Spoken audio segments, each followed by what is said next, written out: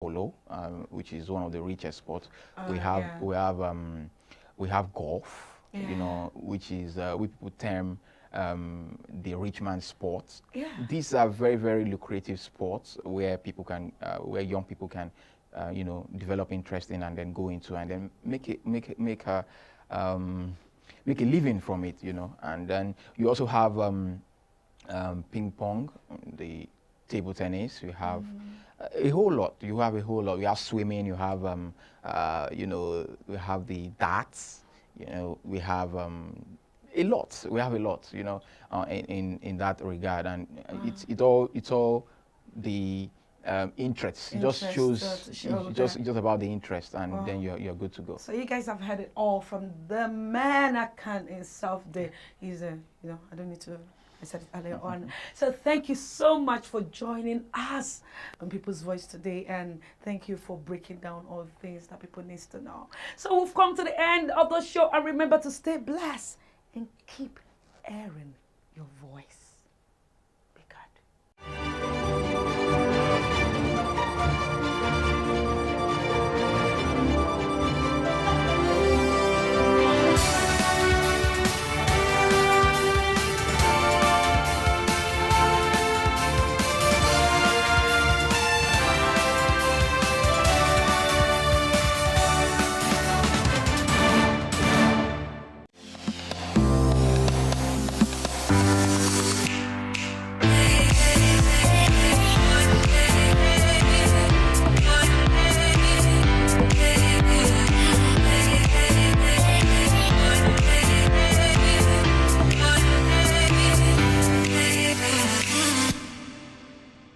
My name is Dr. Alabi Adekemi.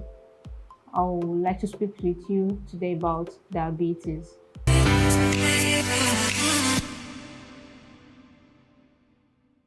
Now, diabetes may be defined as a group of disorder that is characterized by metabolic disturbances, that occur as a result of relative insulin deficiency, resistance, or a combination of both.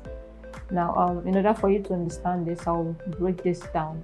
The common knowledge diabetes occurs as a result of elevated blood sugar, just to put it in very simple layman's terms. Now, in order to understand diabetes, you have to understand how sugar, carbohydrate, glucose is produced and metabolized in the body. Now, everyone, after every meal, blood sugar rises, it goes up. Now, insulin is the chief hormone responsible for ensuring that the levels of glucose in the blood is not too high. It controls the levels of sugar in the blood. So after every meal, once your blood sugar goes up, everyone experiences this. Once you eat, your blood sugar goes up.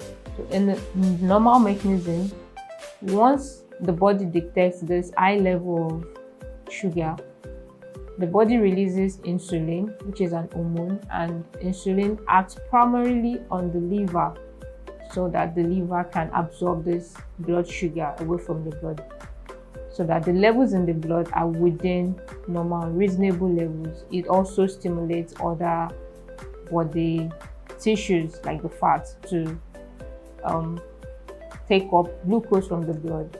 Now, in the case of diabetes, I said chronic relative insulin deficiency, resistance, or combination of both. In the case of diabetes, insulin is not as sensitive as it should be in controlling blood sugar. So this is when diabetes comes in. Now, there are different types of diabetes. Could be broadly primary and secondary diabetes. The primary type, that is diabetes occurring on its own without any stimulation from any other guy. While secondary diabetes is diabetes occurring as a result of other things that have been in existence. For example, certain patients who are using corticosteroids for treatment for different ailments. Using this medication can predispose such patients to having secondary type of diabetes. Now, for the purpose of this, I will focus just on the primary ones because these are the commoner ones. Now, primary diabetes can be type 1 or type 2 diabetes, which is what you may be more familiar with.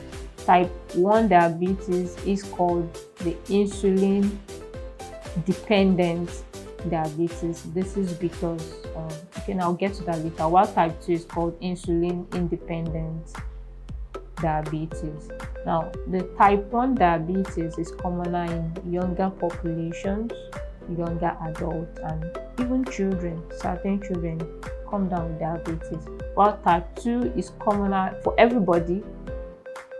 It used to be commoner in older elderly patients, but now because of westernization and all that, everybody, even younger adults, are coming down with type 2 diabetes. Now, in type 1 diabetes, the cause is usually because of genetic, primarily due to genetic. So the body is not producing insulin, it's relatively low. So that is why they are called insulin dependent, because the only way their body gets insulin is when they inject themselves with insulin. While in type 2, the body is producing it, but because of due to certain reasons, the level is not enough, or the body is not as sensitive as it should be responding to the elevated blood sugar. So those sort of patients, some type 2 patients may use insulin or may not use insulin, but type 1 patients have no choice but to use insulin. Now, what are the common features of patients who have diabetes? Usually, their symptoms, irrespective of type 1 or type 2, their symptoms are usually, along common line.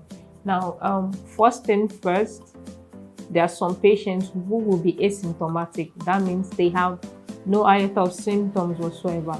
You only detect the elevated blood sugar when they come in for routine checks. It's, oh, doctor, I just want to check my blood sugar.